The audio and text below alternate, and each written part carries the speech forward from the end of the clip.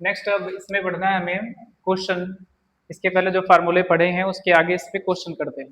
सबसे पहला क्वेश्चन यहाँ पे लिखा है, यहाँ लिखा है 3, 6, 9, 12, 15 एंड सो ऑन, लास्ट में लिखा है 90। इसमें निकालना क्या है, ये यहाँ पे दिया गया है। ए फाइंड करना है, जो प्रथम पद होता है उसे बताना है। डी बताना है, जो कॉमन डिफरेंस होता है जिसको सार्वधातुक बोलते हैं। एन भी निकालना है, कितने टर्म है इस पूरे सीरीज में। तो सबसे पहले ए और डी निकलेगा तभी एन निकलेगा। तो सबसे पहले क्या करना है, ये हमें पता है कि जो पहला टर्म होगा वही ए है, तो यहाँ पे ए की वैल्यू क्या होगी 3। अभी पढ़े हैं कि ए1 जो होता है वही ए होता है। उसके बाद सेकेंड डी निकालने के लिए हमने बताया था कि ए2 में से ए1 घटा देना है, इसको इसका डिफरेंस निकाल लेंगे डी आ जाएगा। तो ए2 का मतलब होता है दूसरा टर्म, जो दूसरा पद है। तो ए2 6 है, ए1 है 3, तो यहाँ 6 में से 3 घटा देते हैं, सब चेक कर देते हैं, तो आ गया 3, तो डी का मान 3 हो गया।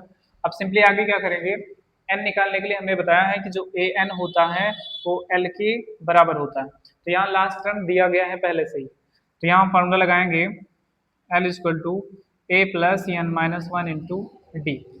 एल की वैल्यू क्वेश्चन में दी गई है 90 है, 90 दिया गया है। आगे नेक्स्ट करना क्या है, इस फार्मूले पे वैल्यूज केवल रख देनी है बस। एल की वैल्यू 90 रख देनी है, ए की वैल्यू क्वेश्चन में यहाँ 3 दी गई है, plus N minus 1 into D की वैल्यू 3। आगे थोड़ा सा कैलकुलेशन करना है, 3 लिखना है, प्लस यहाँ 3 का गुणा कर देना है अंदर में। तो 3 का एन में गुणा होगा 3n, 3 का 1 में करेंगे -3।